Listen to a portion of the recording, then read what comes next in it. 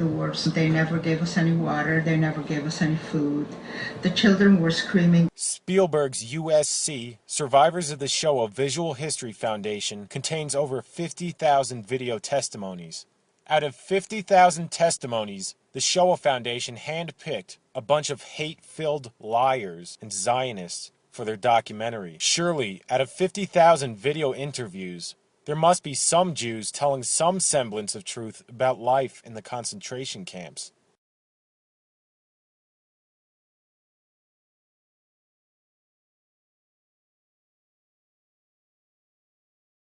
We also had an orchestra where some of the musicians stood together, and one musician was so good that he had the instruments playing and he wrote the notes, so later on we had a band who played over the weekend.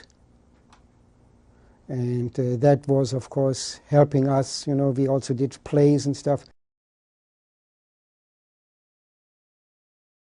Were there any cultural activities happening in Auschwitz? Yes. I told you we had a piano put into not just a piano, a grand piano was brought into block 1. Once that was built, that new block, the downstairs room was assigned for theater. When he wanted to build a stage curtain in that new block 1, which was the big dining room was going to be also with a stage, so performances could be done for women there, cultural. He said, for heaven's sake, isn't there anybody here who can help me sew on these curtain rings for the stage? I do it for you, he says. And I came forward and I helped him with the curtain stage, and that was wonderful because I had a man sitting across me for a change. And my roommate is in charge of work assignments, and if you happen to know music, what instruments do you play? I said, I learned piano, but not good enough for an orchestra. I can tell you that right now. And he said, well, then maybe you know the notes. I said, yes. He said, well, then I can use you, because we have to write it from the original music piece, what the director gets, to the instruments. And so from each instrument has only a short line on the whole paper. So I had to take it apart and write for each instrument from that what I had to do. That I had to even make the lines. We didn't have paper that was pre-printed for notes, nothing. So I spent the whole day there for a while until we were taken away from Auschwitz. Well, then she saw me work there. I had a big table where I could work and lay out all the paper, and it was very peaceful and relaxing. And Otto wanted to talk more to me. That is when I met that SS man at one time. That was the last job I did while I was in Auschwitz. And when the other job, when I was in Block 10, we went out to pick the leaves. And from these leaves, they would make tea for the whole camp, for the whole Auschwitz. How did you entertain yourselves? Well, there were, at the beginning of those days, there was a library where people could get books to read. There were newspapers which we could get, and also among ourselves sometimes we had a violin quartet. We used to come and play in barracks during the evening. That was this. And later on, when they said they're gonna build a movie in the camp, and the prisoners said, only you must be crazy, they're gonna make a movie for us in the camp. And really it happened, they made a movie in the camp. Yeah, and we went in barracks after barracks. We could go to see a movie sometimes in the evening. They brought movies in to see in the evening. And what kind of movies would they show? Well, German movies. But once I came to the main camp, we were allowed twice a month to write home. Once a postcard and once a letter. They gave you the materials? Yeah, they gave us the leather, the materials, we could How buy did you get the stamps? We could buy stamps. You had money? Yeah, we still got money. With the money we got through the Jewish community from Vienna who sent us everybody some money. And in the camp you could have currency? Yeah, we could have money because there was in camp also what they call a cantina. And not many times, but once in a while they sold a few cigarettes or they sold something, whatever they had. So if you had money, you could buy in the cantina there. Food, there wasn't really any food, really. They usually sold, and sometimes they sold some weak beer, they sold also in the cantina. Yeah. But not really anything else, not much, mostly cigarettes. And when you went to the movies, did you have to pay? Yes, we had to pay. After the money stopped, the regular money stopped, we got paid in coupons then. Paid for your work? Well, I don't know if it was for whatever, we got paid for in coupons, which were redeemable in the cantina if they had something. So that was their way of distributing money then to everybody. Everybody got this money then. Of course, what we did is for the weekends we got together, we got a group of us together, and we made a soccer team, which was a little later, where we played soccer. Well, it's amazing that there would be a soccer team, that there'd be enough energy left to do something like that. Well, I don't think we were quite as energetic as we were with the other regular team, but we did something to, it kept our mind off of the problems we had. Well, you mentioned to me the other day that Monowitz was like a college library. Well, that was... In what way? Especially the Germans start losing the war, 1943, 1944.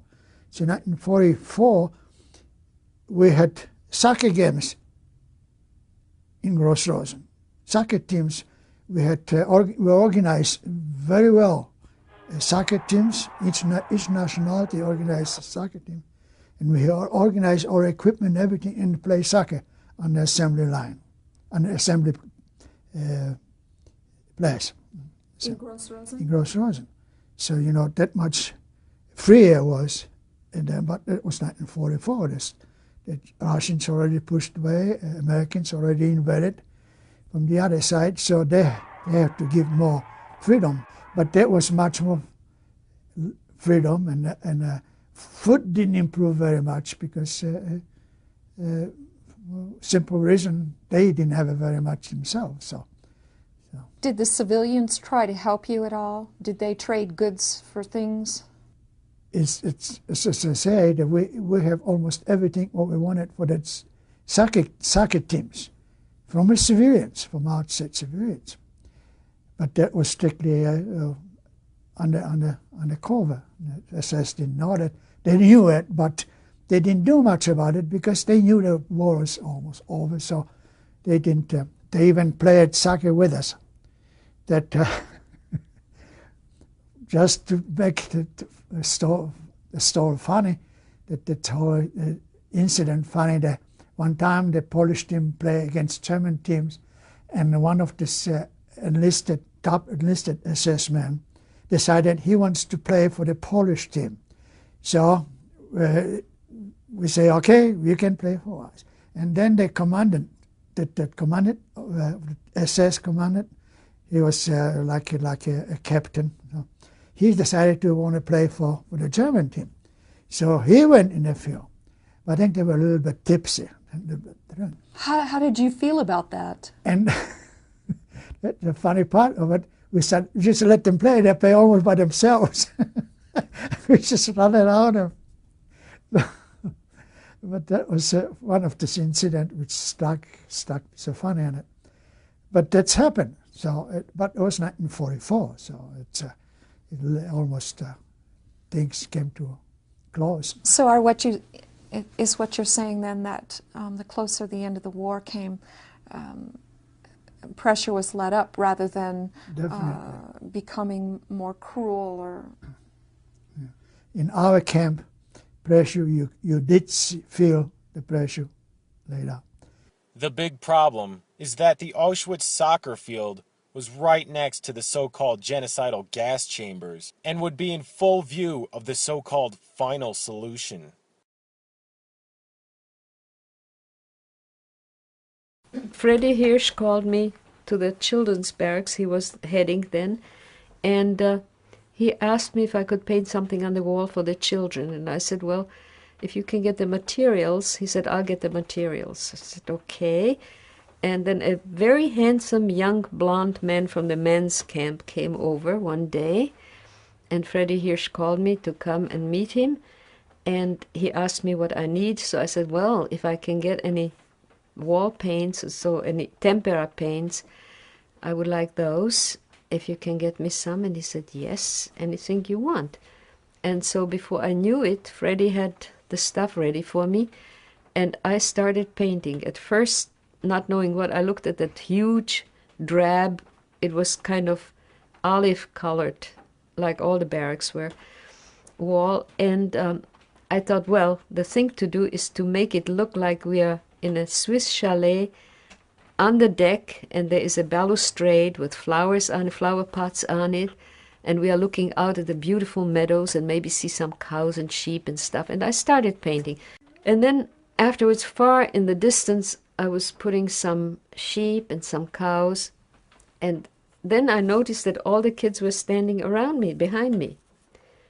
So I turned around and I asked them if they would, do they have any special wish what to put in that meadow? And they said, Snow White and the Seven Dwarfs. And that was a very surprising answer. So I made a painting of Dopey standing on another dwarf's head with a cloak around him, so he looked like a tall guy, so he would be as tall as Snow White. And they were dancing together, and the shoes, those soft shoes and everything. And the kids loved it, and I made some other dwarfs around, one who was playing the accordion. I think that was Grumpy, the mean one, and the professor with the glasses. I made almost all the dwarfs standing around. Some of them were clapping, and that's what the kids liked. I now understand that there was another painter who continued something, painting on the walls after I've left. I don't know about that. When you were in the process of doing that, what did it do not only for you, but for the children? On an emotional level? Well, it did several things, not just emotional, but the children then wrote a play which was a satire of Snow White and the Seven Dwarfs. So I figured out a way of making a crown out of paper, and the kids were painting it gold and putting like jewels on it. And then I took some paper strips and I painted them with a black paint. And I don't know about the costumes, what they made costumes out of, but the play was very successful because the little girl who was playing Snow White had an incredible voice, a gorgeous soprano, just like the one that you hear in the movie. How are they allowed to put on a play in Auschwitz? I don't know, but it was done kind of quite hush-hush, all of it, except that when it was put on, suddenly some SS-men appeared, and they watched. And then when Arno Böhm put on that play, he wanted something like a vaudeville play, which I was in too. That was when I couldn't stand the breath of the guy who was playing with me.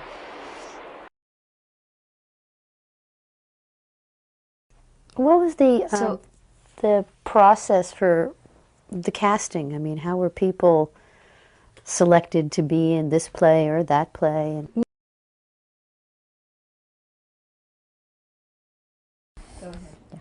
This is a picture that was taken at my father's cousin's grandchild's bat mitzvah 3 years ago. And these people in this picture are all survivors.